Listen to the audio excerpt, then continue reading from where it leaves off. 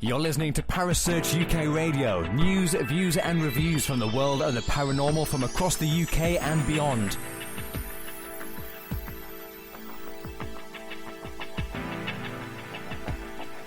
Find us on Facebook, Twitter and the World Wide Web. Parasearch UK Radio.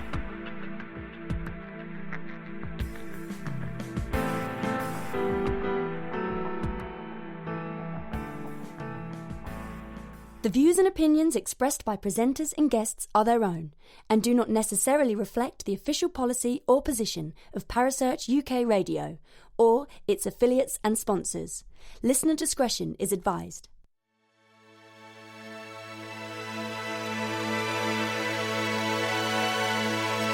You're listening to Seventh Sanctum with Kerry, only on Parasearch UK Radio.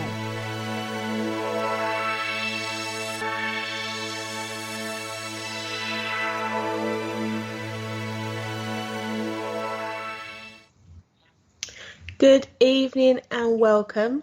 I'm Kerry Ann and you're listening to Seventh Sanctum on Parasearch UK Radio. And this evening I'm being joined with my co-host for the night, and that is Kerry Greenaway. Welcome, Kerry.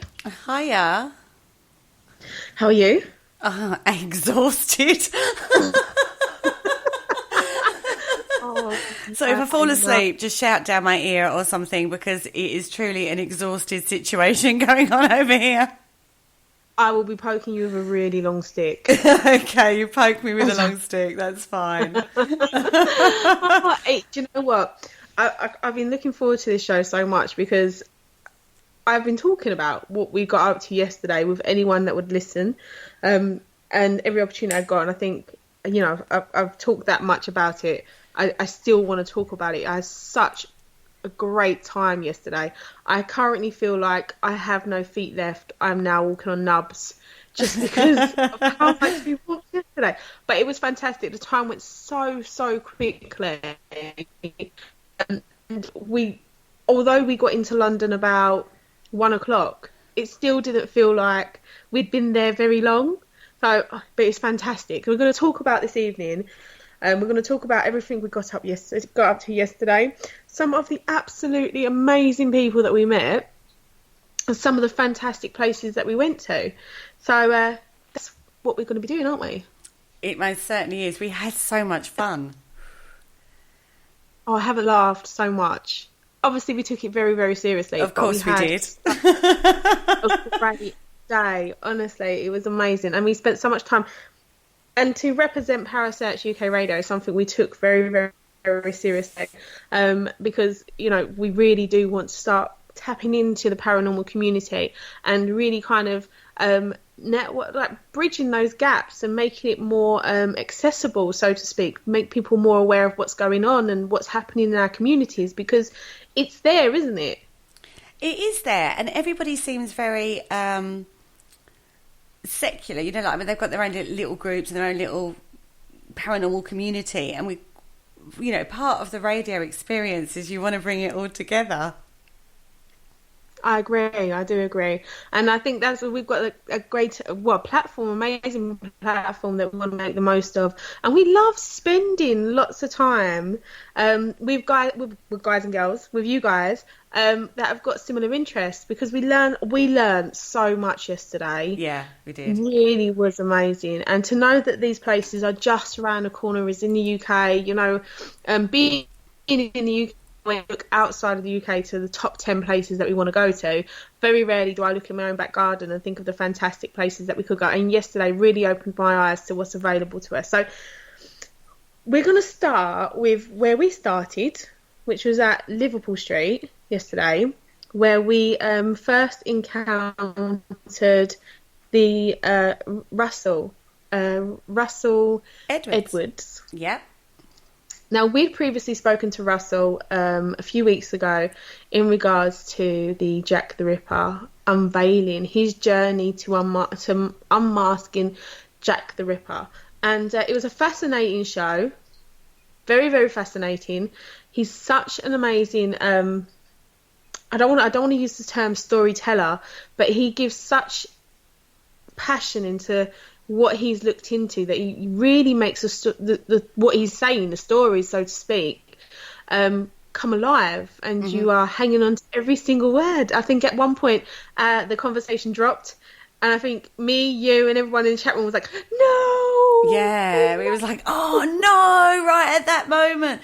No, he is absolutely fascinating. The research he's done into his subject, Jack the Ripper, and the area, it was phenomenal. And when we did the interview with him, you got a true sense of that. But I have to say, the experience of actually going out and walking it with him was completely different, wasn't it?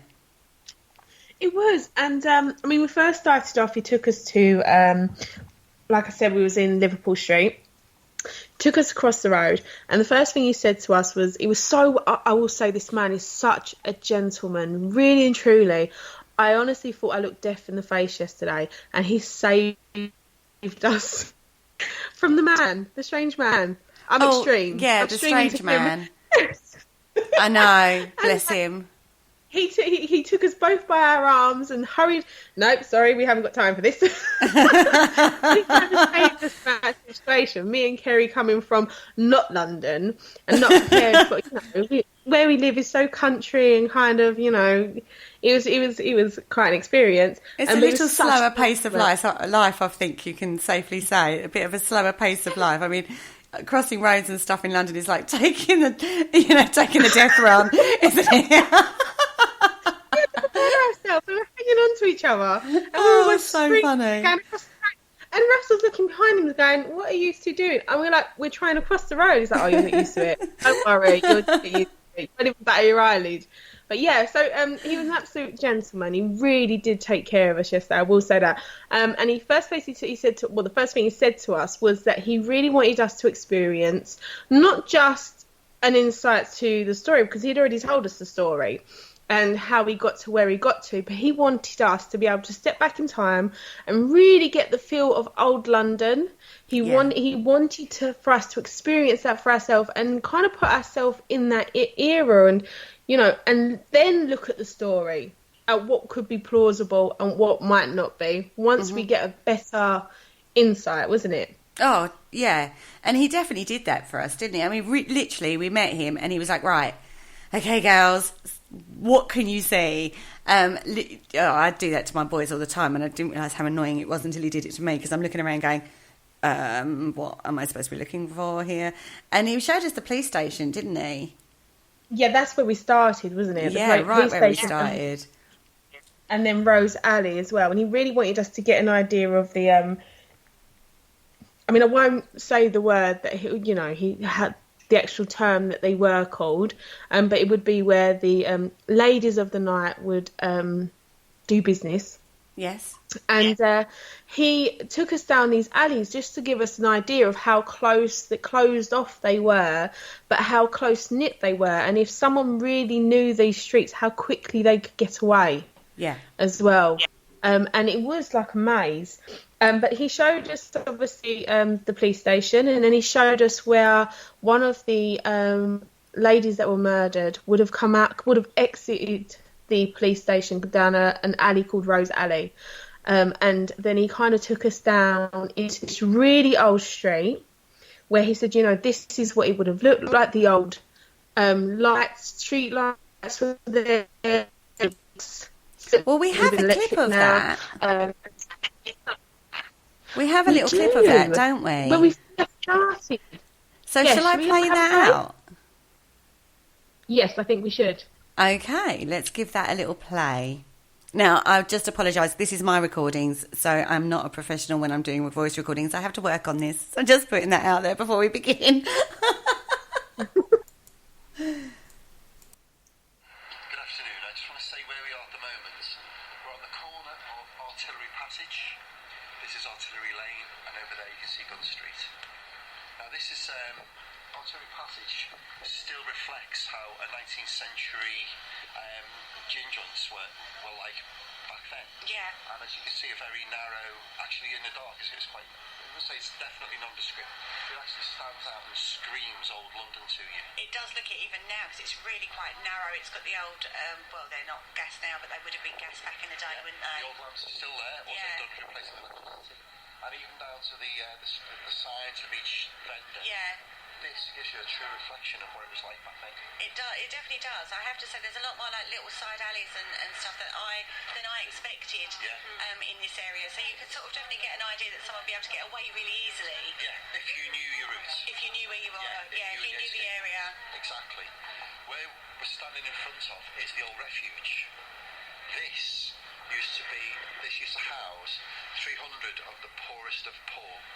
And it was run by nuns, this building right here. Yeah, yeah. So if you actually look at Crispin Street Refuge, you'll still see pictures. You can find pictures of what this was like, with queues of this is the men's entrance there. Yeah. The women's entrance is just on the corner. Yeah. And I always say this on my tours, but look at the fascia Yeah. that they didn't destroy. So that's the original fascia there? There, yeah. That they said you couldn't destroy. Oh, wow. And where you're standing is just right by one of the last original full Georgian shops, which is right here. Oh, wow. This one here. Yeah. And if you go on, you can actually go on Artillery Lane and Google Artillery Lane, and you'll see this, what it was like back in Victorian times. Oh, that's pretty fascinating. cool, Yeah, that's excellent. Oh, we'll have to do that. Right, we're going to move on now, so we'll be back shortly.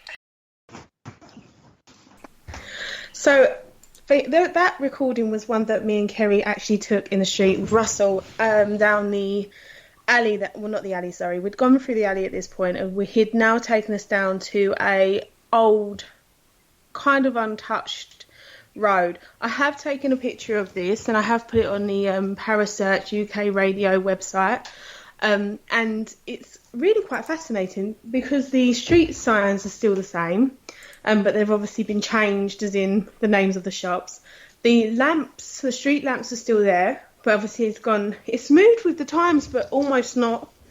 So it was really interesting for us to be able to do that, but he really gave us an insight about how narrow these streets were, and quite interesting, wasn't it? Oh, it was fascinating. I kept saying that word all day. That was my word of the day, wasn't it? Oh my God, that's fascinating. Oh my God, that's amazing. No, it was. It was really oldie worldy, and it really did give you a feel. I actually said to Russell, I said it felt a little bit like, just down this particular street, it felt a little bit like the Shambles in York. Without the buildings weren't quite so touching at the top, but that was the narrowness of it. That was the feel of it, and it really did give you an idea. Because that's how all the streets would have been back in the day. I mean, it was really untouched. And there was a art studio, wasn't it? Yeah. That's actually been converted. So before that, what was the building before that? Because you had the woman's entrance and the man's entrance. And he was saying it was some type of nun-run refuge. Yeah, he was saying it was basically where the poor people would go and sleep. And they segregated the men and the women. And that's sort of where the ladies of the night, as we're calling them tonight, used to sort of like doss down. So it wasn't like a doss house, but it was sort of like a refuge. And it was until the 1990s. Yeah, it's only recently changed into like a hall of residence, I think he said it is now. Yes, and it wasn't that far from the police station either. So this is the kind of route that it had taken us and kind of give us an idea of the haunts, so to speak, for the ladies of the night. And then from there, he then carried on and took us, and he then showed us, if I'm correct, the two churches. Now, there was two churches that he said, and one of them was called... There were two churches called St Botolph's. There's one inside the city walls and there's one outside the city walls as well. And he took us to the first one, which was St Botolph's. Now, so that without, wasn't it? Pardon? That one was without, yeah. That was the without one. We did the other one in a bit. But that was the church spire. Literally, from the whole area we covered, you could see that church spire, and that kind of gives you an idea of how small an area this is. Yeah. Yes. So he took us there, and he was kind of give us an idea of how these women would move around the area, and and also we tried to get as close as we could in regards to the murder scenes. It was quite difficult because it was been built on since then. But he then carried on and took us again, and he took us to... Brick Lane. That's it. Hanbury Street, didn't we? Yes. Now we have a clip. Oh, we have enough. Yes, we do. We did do a lot of clips with Russell because there's a lot of info. The thing was, right, we were out with Russell for 5 hours. Yeah. Was it 4 or 5 hours? And we went through so much information. Bearing in mind, me and Kerry have never been to that area before. I am not as familiar as the Jack the Ripper story or the legend that is and the information as Kerry is. And Russell is absolutely amazing. And so it was a lot of information that we were taking in from all angles, both listening to what he was saying and visually as well. So we managed to do a couple of recordings, but again, it doesn't give it enough justice to the information that we were really getting. Like yesterday, it was absolutely amazing, wasn't it? Oh, it was phenomenal, absolutely phenomenal. And literally standing in the area, one thing that struck both of us was actually how vibrant the East End is still. Do you know what I mean? It's got the energy of it. Is a really vibrant community, isn't it? It really. Yeah. I can't think of a different word at the moment. I do apologise. The whole time we were there were constant Jack the Ripper walks. We were so blessed to be able to have such a personal experience because he was really able to answer questions that we had, any kind of queries with the information that he was giving us. But he was also able to take us on another little journey, which kind of really introduced us into the street culture of things and really introduced us to, some of the amazing kind of jewels, so to speak, of East London. So not only did he take us on this Jack the Ripper tour, but he also took us on a tour of the street art. And there was some absolutely fantastic, and this was running alongside the streets, the Jack the Ripper tour, and it was really, really interesting. And also, he was such a gentleman. He introduced us some amazing food as well. Oh yeah, well, wasn't it? Absolutely beautiful food. But yes, it was interesting. But we have a couple of people in the chat room that are listening to this tonight, so we want to just say thank you for joining us. We're going to be now going to the next little clip. I think Kerry's going to play that. Yes, I'm going to play that right now. Okay, go. Okay, so where we are, we're in Hanbury Street and we're standing outside the doorway of number 29. This is the scene of the second murder. On Saturday, the 8th of September 1888, at 5:45, one of the residents of 29 Hanbury Street, a guy called John Davis, went outside into the backyard. Now outside was what we call the privy, or the toilet, and there was a tap. Sorry, that was a ghost. As he went to open the backyard door, he saw the body of a woman lying to his left, between the like a wooden fence and the stairs. That was Annie Chapman, or Dark Annie. Now, the thing is, it would have been going light that time of day. During the years of research, I've stood here to want to know what it's like at that time of the morning, because of course he would have been covered in blood. Yeah. Now, Annie was laid out. Now, this is the thing with the Ripper victims: they were ritualistically murdered, and they were positioned in such a way that we knew that they were the 5 related murders. So her arms are stretched out with her palms up. Yeah. Her legs spread wide. Yeah. Think of Charlie Chaplin. Yeah. As a pose, and head to the left. Now with Annie Chapman, who's in her 40s, all I can tell you, you can never really visualise truly what he saw, or what the police officers saw. But she'd had her throat cut down to her spinal cord. He did have a go trying to cut her head off, but didn't succeed. He took his knife, and then from the bottom of her sternum, he cut a huge flap of skin right down past her pubes and laid it to the side of her body. Yeah. This happened like 200 feet from where we're standing right now. He then cut out intestines and placed it over her shoulder. He cut out her uterus and took it with him. And he basically ripped off some brass rings from her fingers, but really, more importantly, he didn't see this as a human being. She was dehumanised to him. Now, where we're standing right now is the only way he would have gone in, and the only way he would have come out. And at 5:45 in the morning, No matter, there's no way he would have had enough time to, okay, let's go and have a wash. Yeah. He would have come out and he would have been covered in blood. And from where we stand now, actually I know, because I know where he lived. Okay. I know the direction he went. But the thing is, he just vanished into thin air. And this is where we are. Let me take a photo to share with our listeners. There you go, yeah. That was Russell, and he was actually talking about one of the murders, wasn't he? He was. He was talking about the murder of Annie Chapman. I hope that came out a little bit louder for you guys. I do apologise. The first clip was really quite quiet. But yeah, he was talking about the murder of Annie Chapman, and we were stood literally in the doorway of the yard that she was sort of like murdered in, wasn't we? Like right up close. And it was weird standing in the spot. I mean, I've read about this. I mean, this is the thing. I have read quite a lot of books about Jack the Ripper, and I've read lots of articles, and it was one thing I'd always wanted to do was the Jack the Ripper tour, but to do it on such a personal level with Russell and actually stand in the places that these things happened, it was so surreal. It was so surreal, wasn't it? It was, and I mean, don't get me wrong. There was lots of benefits to be able to do that. The only downside is London is continuously evolving and being continuously built on, and it did mean that sadly there was a lot of things that we couldn't do. So that was really the only one. That was the only murder scene that we. No, there was two, wasn't there? Yeah, there's two. Three murders. Yeah. Oh God. Yes, you see how tired we are. Yeah. We're like, what were we doing? What did we do yesterday? No. There were 3 murder scenes that we was able to actually stand on the spot. So that was the first one that we was able to do.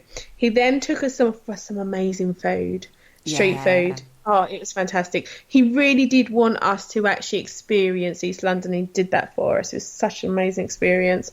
And this is when he introduced the street culture and the graffiti and the art. And he took us to a couple of buildings. One hadn't been touched since that era, and is used for filming. So he introduced, and yes, because he was like, "Do you like loofah?" I was like, "Yes, I was like loofah." What's that?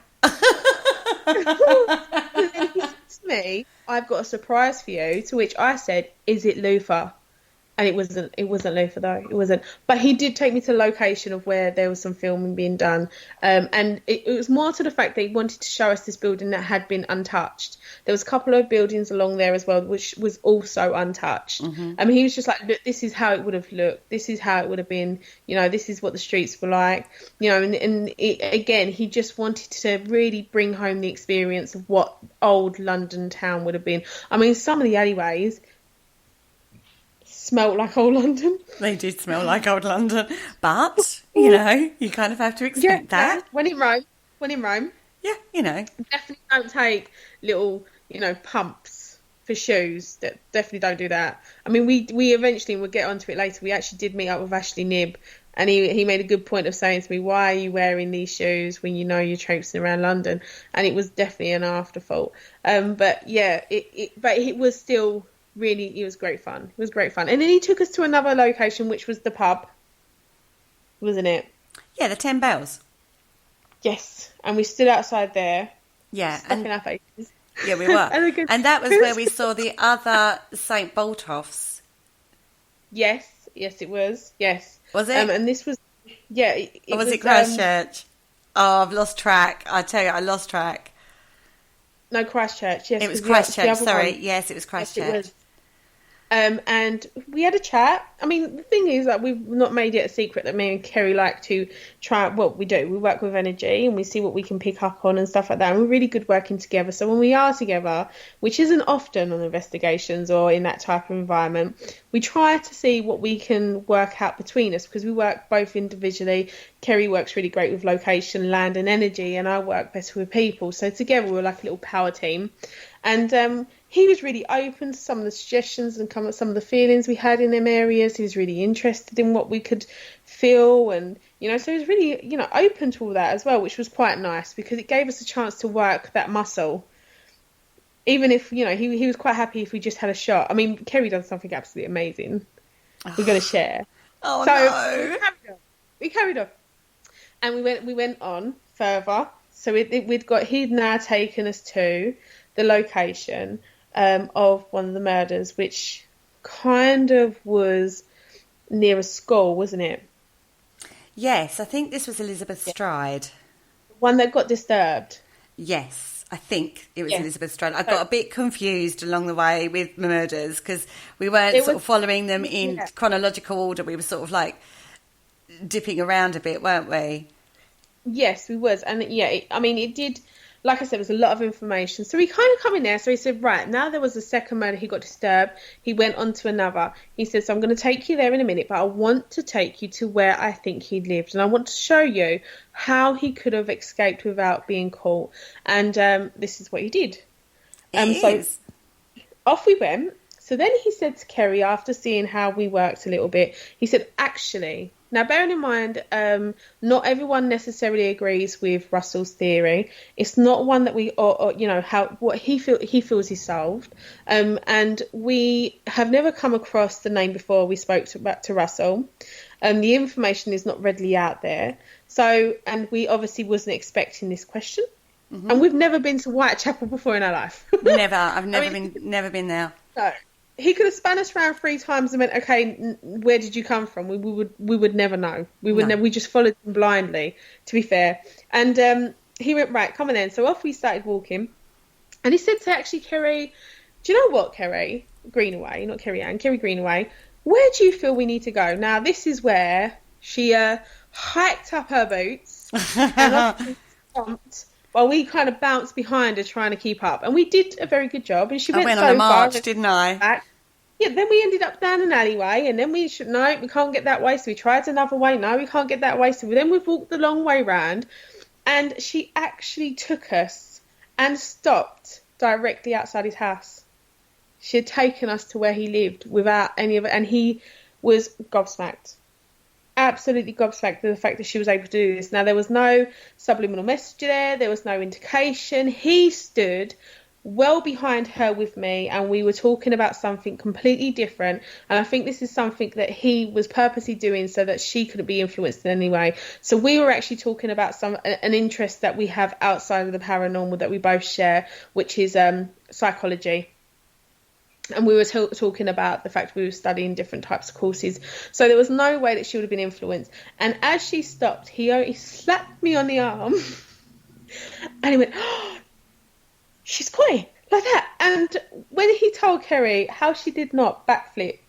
Well, I fell over a bin, if you remember rightly. I actually fell over. I stopped. I went, it's here.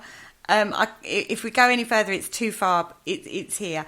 And then I stepped back over a bin. It was quite a funny moment. And then he said, no, you're on the doorstep. And I couldn't believe it myself, to be fair. I couldn't believe it myself. No, and it was really fascinating. And, so we went she's done a really great job, and we spoke a little bit about him and what he had done. And, if you actually want to know more about the story, the details of it all, there is a Seventh Sanctum podcast, and it is titled with Russell Stevens Edwards with Jack the Ripper discussion. And you can have a listen, and he will go into great detail how he feels like he found the answer. So you're more than welcome to do that. But so we carried on, and we got right to the very last location. And at this point, it was like 5:15. We'd been there since about 1ish. We all were quite spent, so to speak. But we do have a recording of that, don't we? We do. This is when we hit Mitre Square. This is right at the end of the last murder. This is where Catherine Eddowes was murdered. And this is the recording we took there. We are a little bit fan-based on this point. Yeah. So we are now at the end of our tour with Russell, who has been taking us around on some of the sites of Jack the Ripper and the murder scene. So we're currently standing at one of the murder scenes at the moment, aren't we? Yeah, we're actually standing in the corner of Mitre Square, which is the scene of the 4th murder, that of Catherine Eddowes. Now, she was murdered on the the night of the 29th of September 1888 in the first house. It was like 1:30, 1:45 when she was discovered. That was the time, the window of opportunity for the murderer. But yes, we are actually standing precisely where this murder took place. As you notice, the cobbles, it's hardly recognisable anymore. But really what's really fascinated me is what you guys have really told me. Facts that massive interest of what I would never have known. So in a way where you've come to learn stuff from me, I've learned so much more from you as well. For this I really want to thank you. No, you're welcome. Oh no, thank you. It's been an absolute experience, and we're going to do this again, aren't we? But we're going to do we'll do it for longer. An all-nighter. An all-nighter. Yeah, it's been fantastic. It's been amazing. Really gave us quite a bit of insight. Yeah, actually, walking it, and I'm going to just say this, you can read all the books in the world, you can look at all the maps in the world, but walking it is completely different, and you actually get a proper feel for distances that you just don't get, because I thought it was a lot bigger distances than it is, and it's not, is it? Very, very, very close. Yeah. And being able to have such a personal experience as well, it's made it a lot more personal for us as well. Yeah, it's been absolutely fantastic. Thank you so much. Thank you very much, guys. Taking us to tour of special haunts as well. It's been amazing food. It's been amazing. Oh yeah. Fun. It's been a great day. Thank you. Do you want to get on your train? Yeah, we're going to have to. Welcome back. And that was the end of our tour with Russell Edwards. Now, we had a fantastic time. We really enjoyed sharing that journey with him. It's very insightful. Not like I've said it before, not everyone's going to necessarily agree with his theories and what he's come up with and the evidence that he feels like he's got, but nevertheless, it was something we appreciated to be having a bit of a insight into. And, you know, like I said, he was such a gentleman, wasn't he? He was lovely. He really was a gentleman, and he treated us like ladies and all day, didn't he? Yeah, and he was so pleased for us to be there as well. He really, you know, was proud to be able to share his journey with us and to be able to take us on that journey as well. And he was just really pleased that we were interested and wanted to know more. And he really was looking to learn, to teach us and kind of get our perspective on things as well, which was really nice. And so, you know, I do recommend, if you ever get the chance to go, and just it's a different perspective, and it's an interesting perspective, right or wrong, it's interesting. So, you know, I do personally recommend being able to go and listen to him speak, definitely. Yeah, I'm with you on that. I felt he was very interesting. He knew the area like the back of his hand. I just felt really incredibly honoured, actually, that he took the time out to spend that time with us and go through it again with us and actually walk the journey with us. And he's, you know, we're going to do it again with him, aren't we? We're going to go and spend some more time with him up there, because there was so much more we wanted to talk with him about and him to talk with us about. You know, it was the whole thing, wasn't it? And towards the end, we were feeling like a little bit rushed. So, because we had to go on to the next thing. Yeah, and we, you know, get a little bit more insight of not just Jack the Ripper, but the East End itself. I mean, because it's absolutely an amazing place and it's buzzing. I mean, he even took us past to where the Crays where the Great Craysmen grew up, and where they lived and where they were raised and stuff like that. So it has such an interesting story, the East End, and it's something that we hope to be able to share more information about with Russell at a later date. But we're going to have a quick break. And then when we come back, we're going to be talking a little bit more about the Paul Adams book release with Spooky Isles. The Spooky Isles, with David Saunderson, and our experience there.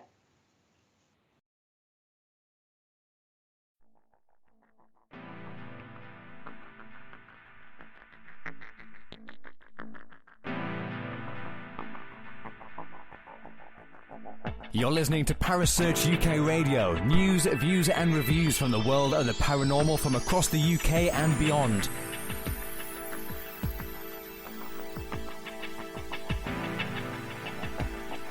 Find us on Facebook, Twitter and the World Wide Web. Parasearch UK Radio.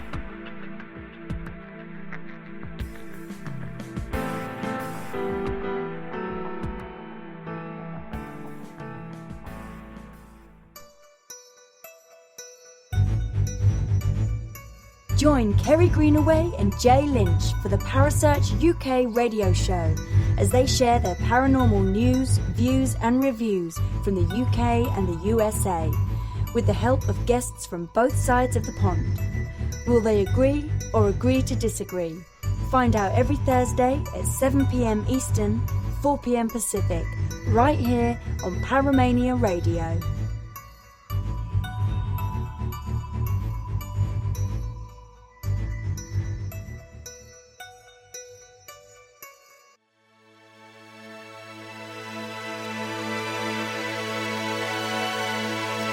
You're listening to Seventh Sanctum with Kerry Ann, only on Parasearch UK Radio.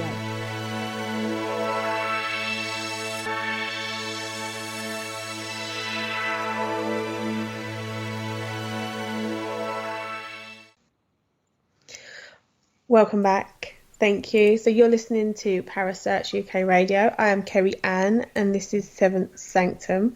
And I'm with Kerry Greenaway this evening, and we've been talking about the antics we've been getting up to on our Parasearch UK Radio tour. Should we call it a tour? Is it a tour? Adventure? Yeah, a mini tour. A little mini tour. It was fantastic. We had a great day. So we've spoken about the generosity that is Russell and how he looked after us and took us around London. And we're now going to be talking about our experience with the Spooky Isle, David Saunderson, and the Paul Adams book release. And again, I'm going to just put it out there, both absolutely lovely people that made us feel so welcome as soon as we arrived. Yeah.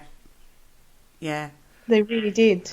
Yeah. And it was like, so talking a little bit about how our experience, we left Russell quite quickly. In fact, it was like a parting half cuddle as we ran in separate directions. Yeah, it was. Both our trains arrived at the same time, so we were like, oh, bye, and then ran off. And we haven't managed to catch him ever since. But so he went his way, we went our way. We got on a train. We weren't that far from South Kensington. We arrived with the lovely Ashley Knibb waiting for us, because he was also a guest for the Spooky Isle event, and he's a previous guest of Seventh Sanctum, so we have spoken to him, and we just happened to be able to go at the same time, and he was so generous to come and meet us and take us to where we were going, because we literally had no idea. Another gentleman, because I was messaging him going, where am I going? Where are we going? Where are we going? Yeah. I have no idea. Send me the address. And he actually met us at the train station. So thank you so much for doing that, because I don't think we would ever have found it. No, and it wasn't too far either, was it? No, it wasn't far at all. But I don't know South Kensington at all. So it would have been a bit of a GPS on the old phone. And I'm not very good at directions, so as we know. But he was really good. He was really good at taking us there, but he was really quite crap with the McDonald's situation afterwards, wasn't he? He was pretty crap at the McDonald's situation afterwards. But we got a McDonald's in the end, so that, all kudos to the guy. He did find a McDonald's for us in the end. However, we digress. Yes. So we got to the College of Psychic Studies. Now, slap the wrist of me, because I've been calling it the College of Psychic Research, but it isn't. It's studies. We arrived there. It's a really grand building. We arrived. We was buzzed in. We were shown. We was taken down to the reception area and then shown to the library and to wait for a while. And Kerry forgot that I even existed. The library. Oh my goodness. All I can say is, oh my goodness, you could have just left me there and I would have been happy. It was a beautiful library, but I tell you what, she sat me down like the old woman that I was, because of my poor feet going up. She made sure I was sitting down in the beautiful leather studied sofas that went with the beautiful salt lamps that were in there. Oh, it was the atmosphere in there was amazing, absolutely amazing. She sat me down with our bags and I didn't see her for dust for a little while. I just wandered around. It was almost like Belle out of Beauty and the Beast. It was so funny. I nearly burst into song. You did. There was like a display cabinet with crystals inside, and it was absolutely beautiful. So we waited there for a while, and then we was able then to go up to the lecture room. So we walked up the stairs and onto the first floor, and we went into the lecture room, which was actually a nice. It was a beautiful room, wasn't it? Mm-hmm. There was some really influential well done. members of the college, paintings on the walls. So we walked around, we took some photos of those, the building. We've got a lovely one of Ashley perched up next to the fireplace with the grand photo, and we got speaking to some fantastic people as well, didn't we? Oh my goodness. Some very humbling indeed. It was very, very mind-blowing. It was. We of course was welcomed by David Saunderson, who welcomed us and kind of introduced us to some great people, and we had some fantastic discussions of people with a similar interest. That is what I love so much about it, because we were all there for the same reason. Yeah, we all wanted to know more, and we all shared an interest. And the discussions afterwards. I mean, I was talking to people that were complete strangers, but we were like friends for years. It was really it was fantastic. I tell you, that place had a really inclusive feel. Not exclusive, yes. Inclusive feel. And it could just be we was all there for the same reason, with the same common interest. So you've got that initial bond with these people because you've got that common interest. But everybody was very easy to talk to as well. There was nobody that sort of was like dismissive. Everybody was very happy to talk to you. And they were all, that was just so lovely. Do you know what I mean? Mm-hmm. And the talk itself, I mean, Paul Adams did an amazing job, didn't he? Yes, he did, because we had the professor there at first, and he introduced Paul, and he spoke a little bit about Harry Price and some of the cases that we were familiar about. So the mongoose situation and the goat in the magic circle. So we spoke. We heard a little bit about Harry Price and how he dealt with certain situations, and the way that he was presented was that yes, he would take cases that would seem a little bit out there, but that's how dedicated he was within the paranormal, that he would explore whatever was put in his path, kind of thing. Nothing was ever dismissed. That, so it was interesting. Don't get me wrong, obviously, listening to some of the stories that were told, you got to be a little bit, wow, that happened. But it was interesting. And then Paul then spoke about his book, which is the Enigma of Rosaline. High five! Thank you for that. Well done. We got there. Which was, this is a case that I haven't heard of or made myself very familiar with when it comes to Harry Price. I have researched Harry Price for a show when we first ever started, because my roots are more in spiritualism than what it was within the paranormal. And obviously doing this, you have to be a bit more open-minded and look at different aspects that you don't really come across. And parapsychology wasn't a topic that I was really kind of into, so to speak. But we did. I looked into Harry Price, and he's an absolutely fantastic man. Whatever, regardless of, what has gone on, he's very influential in this movement, right, wrong, or indifferent. And but this case in particular, I hadn't come across. Have you? No, I've heard. I don't. One thing became very apparent to me was I'd only kind of heard about the more ludicrous, I suppose you would call it, investigations that Harry Price had done. And that's one thing about Harry that we know on first name terms, it's me and Harry. That's one thing about Harry Price that I can't marry in my head. I can't understand how somebody who approached everything so meticulously and was very well renowned in his field and stuff could take on some of these ludicrous cases. And then we came to the enigma of Rosaline. Now, this is a bit of a strange one. It's a bit of a strange one, isn't it, Kerry? Yes, well, okay, so from the story that Paul shared with us, it is basically he was guaranteed a ghost.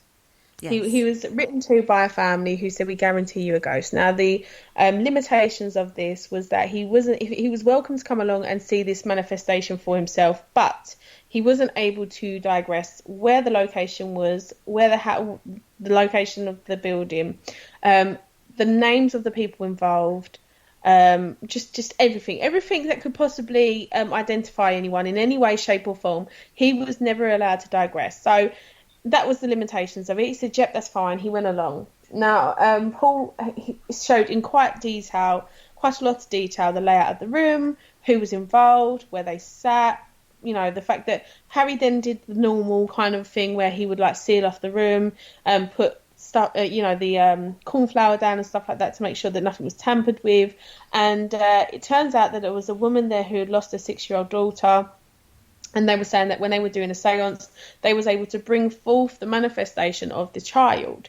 And what happened was they started the seance, and then lo and behold, the manifestation of the child would appear. He wasn't allowed to have the lights on. The child would appear naked. He would use a UV light to be able to see the child. Now, this is where it got me, where I was like, he actually took the spirit's pulse. Yeah. See, at that point, I sort of went, how, if she's a ghost? Because by definition... Yeah, by definition, so there was a couple of things that they said, through you didn't make sense, but he studied it, he researched it, he documented it, he did everything he could to prove that it was a real manifestation. He tried to investigate the best he could. Now, this is the book is out there to be purchased. Now, obviously, he looks at all angles of this. So he looks at all the evidence that was available. He then speaks of a letter he calls it the letter of Rosaline, which is basically the confession of the daughter that lived there, isn't it? Yeah. Who said that it was actually her, that her family were in some kind of crisis. I won't tell you how she did it or what actually was going on and why they took it to that level and why they actually got Harry Price involved, because you need to go and read the book. But it is very fascinating, and it is an example of how he wouldn't dismiss everything just because it doesn't seem logical, and how he went through all of this. And although he did believe that it was a manifestation of spirit of ghost, he didn't say it was evidence of existence after life, because he would only say if it happened to in his laboratory, then that was the only way that he'd ever be able to do that. But these things never happened in his lab. He would go outside and research. Now, yes, we're thinking the same thing you're thinking, and I'm sure when Paul went through the evidence, he's thinking the same thing, because we were all logical beings that live in this time and era. And obviously there's a lot of things that have come to light since that has happened that kind of shines a brighter light on the evidence and kind of what happened. But it still was a fascinating experience, and it was still interesting to hear about the man that is Harry Price, because we didn't just hear about his cases, we heard about him. Mm-hmm. And it was amazing to be able to do that directly underneath his lab. Yeah. I have to say, that was a little exciting. Not as excited as you were. I mean, you was like, you and Ashley Knibb were like kids in a sweet shop. It's like, oh my God, we're right below Harry Price's laboratory. And I'm sitting there going, oh, that's cool. I'm like, well, that's quite cool. But you two were just like little kids in sweet shops. And I was thinking, okay. I used the toilets downstairs, and I'm like, oh, could he have? Was it here? Did oh my goodness! Use these toilets? Did she come into this building? She was in his lab. He did this in the lab, didn't he? He brought her into the lab to prove that she was fake. He did that in his lab. Am I right? I think I am. So she was in the building. She could have used those toilets that I was in. We walked the same stairs as Harry Price. I know. See, I mean, very. Oh, this is where I start going, oh my God, you lot. No, that's all very lovely. It's all very lovely. Sorry? It was very humbling. It was very humbling for what it was. I mean, I have to say, the SPR, amazing place. I'd love to go back. I'm sure I will go back at some point. And I felt it was a very humbling experience to talk to these people. But I actually got more out of talking to the people than I did from actually being in that building. And that sounds awful, doesn't it? And this is where I go, I'm so sorry, because you lot are like I say, you were kids in the sweet shop in this place. Honestly, guys, all I can say is you should have seen her and Ashley Knibb. They were literally bouncing on their seats at one point, because when they said we are actually underneath the room upstairs, directly above us is Harry Price's laboratory, bouncing on their seats, and I'm like, oh, that's quite cool.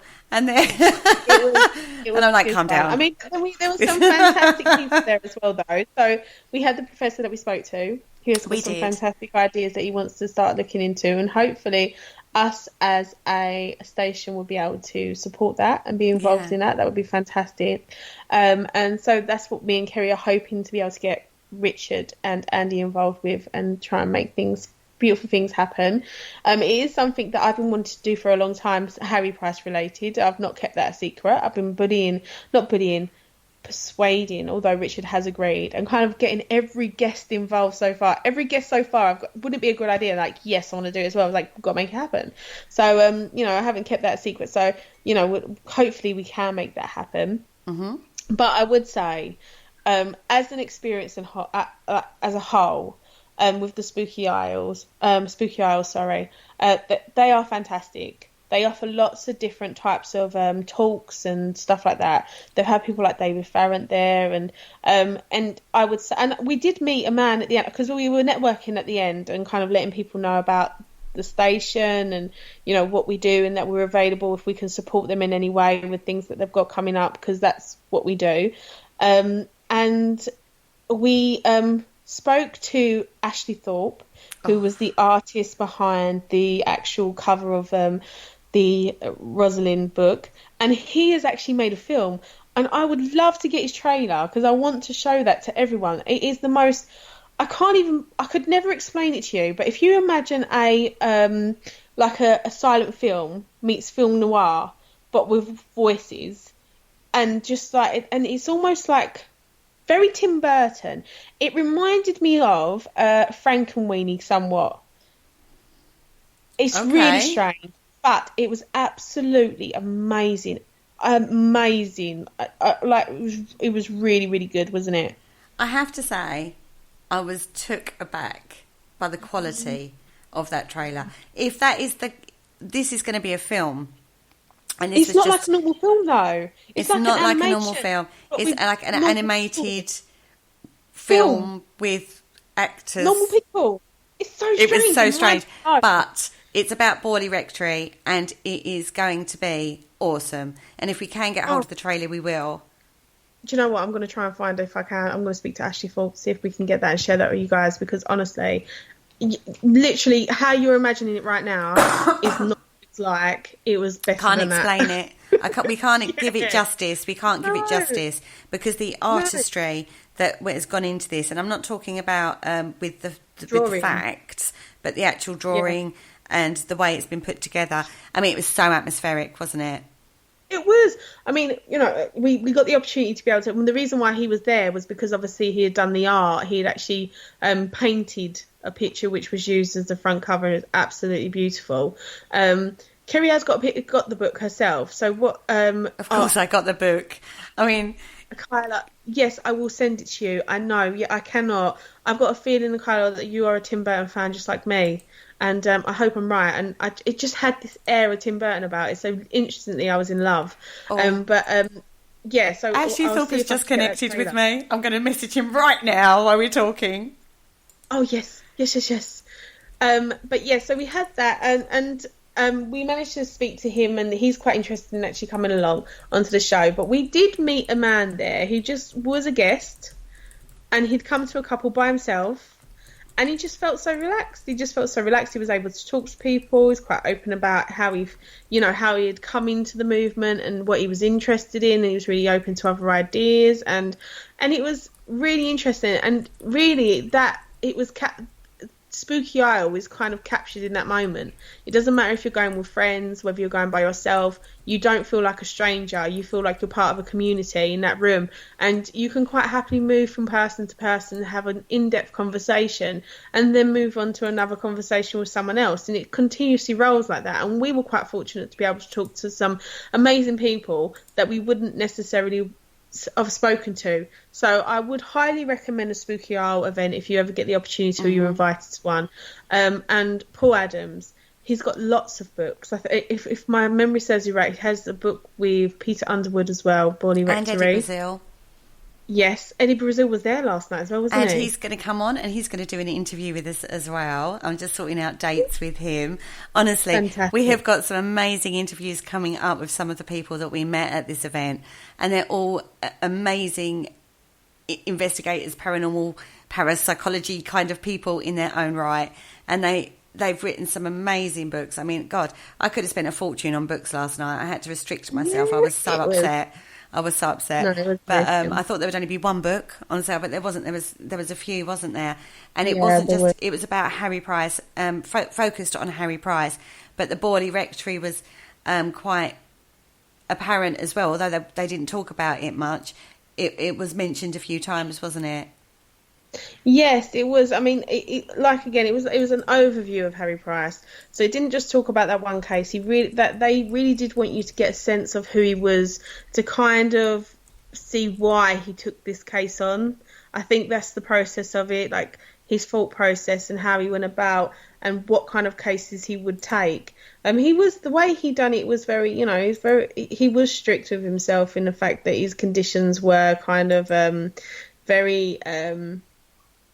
There was very little chance, little room for fakery. But the problem was that it had already been that with a lot of it. It seems it was already in the room, so to speak, before he could prove that it wasn't. With the mongoose situation. I mean, the funniest thing about the mongoose is he actually went to the town. He actually went to the village to find the mongoose, and they were like, "No, sorry, he's not in at the moment." Oh my goodness! And then they said he's at the town. So like Harry Price then goes to the town, and then they go, "Oh, really, really sorry, but he's gone back to the house."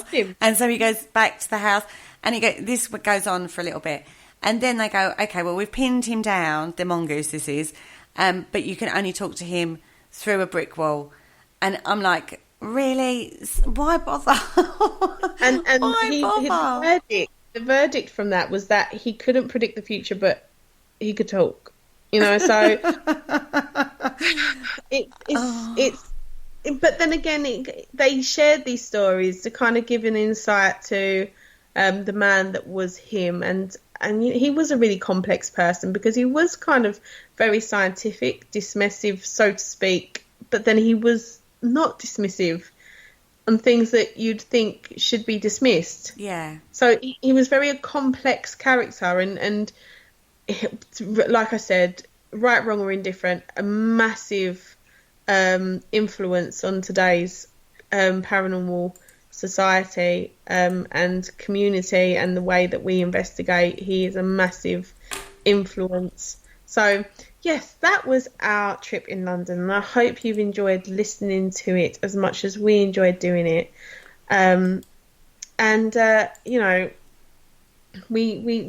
We've had a great time, haven't we?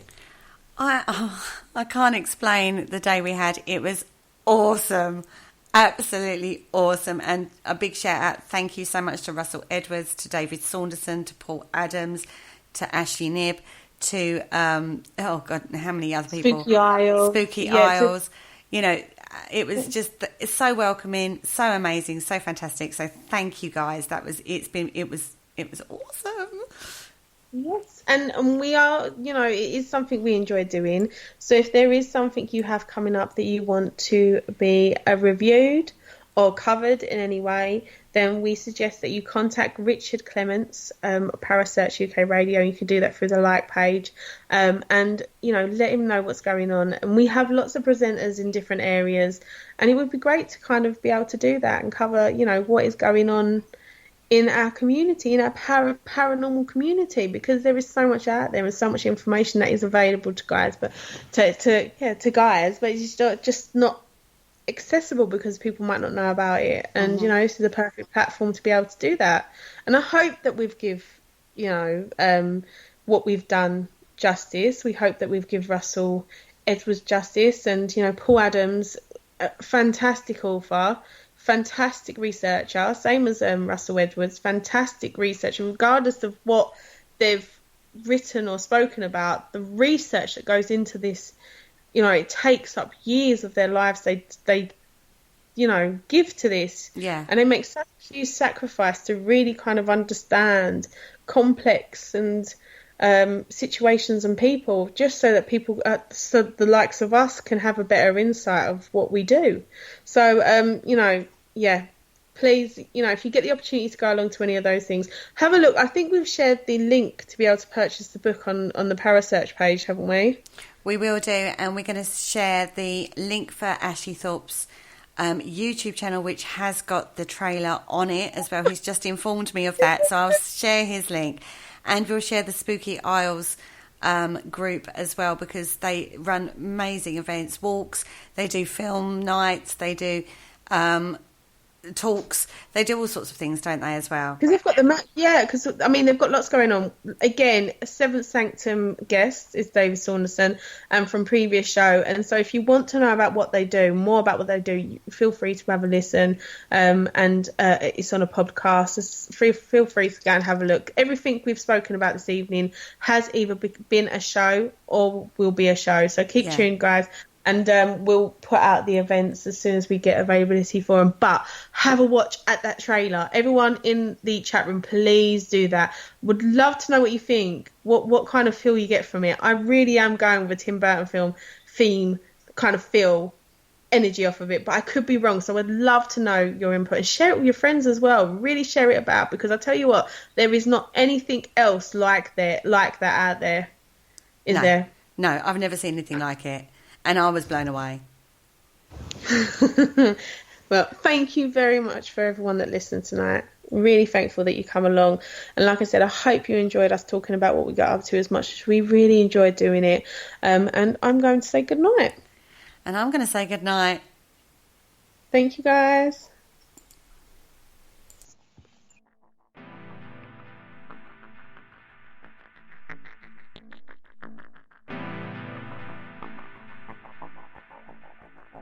You're listening to Parasearch UK Radio. News, views and reviews from the world of the paranormal from across the UK and beyond.